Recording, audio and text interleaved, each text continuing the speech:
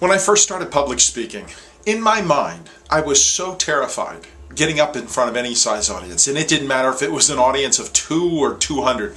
I was absolutely terrified, get myself sick type terrified. In my mind though, before the event, I would replay or go over the movie of what it would look like. And undoubtedly that movie was a horror movie. It was horrible. And each time I'd get up, I'd crash and burn. I'd forget my lines. The audience wouldn't respond. My zipper was down. I wore the wrong color socks or something lame. It didn't matter.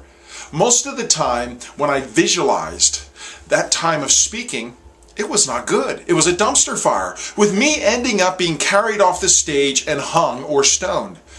It was horrible. And that didn't help my being afraid. And also, what I found happen was, in those times of speaking that I did those things, and afterwards, I found that they didn't end very well. Now, part of that was because I hadn't practiced enough. I was still young in the profession. I was growing into this. But I have found since then, through the help of some coaching and some mentors, that every day we're running movies in our head. I call it theater of the mind.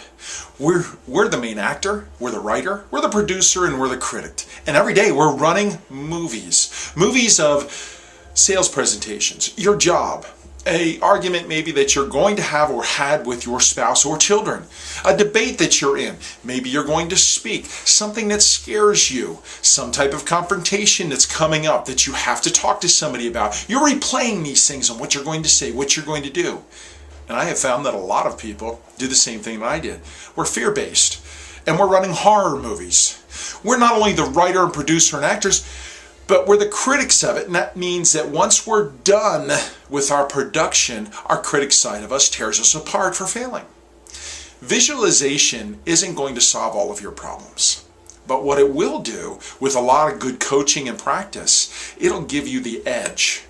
And here's my suggestion. If you're going to run movies, and you are, in your head, and you're the actor, you're the main star of it, if you're going to run them, run good ones. Run ones that you win, that you succeed, that you get what you're trying to receive, that you receive what you want instead of the fear-based ones.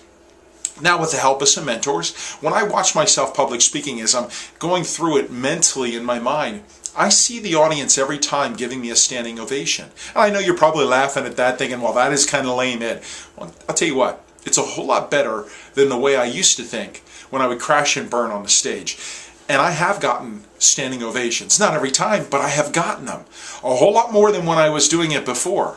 Visualization isn't going to fix every single problem in your life, but since you're already running movies and you're the writer of it and you don't like the outcome, I suggest you change the script. You change the acting. You change the producing.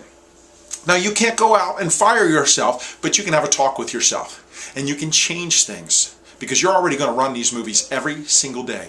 And I suggest that you be the good guy or good girl, and I suggest you have a happy ending. You visualize that instead of visualizing crashing and burning like I used to do.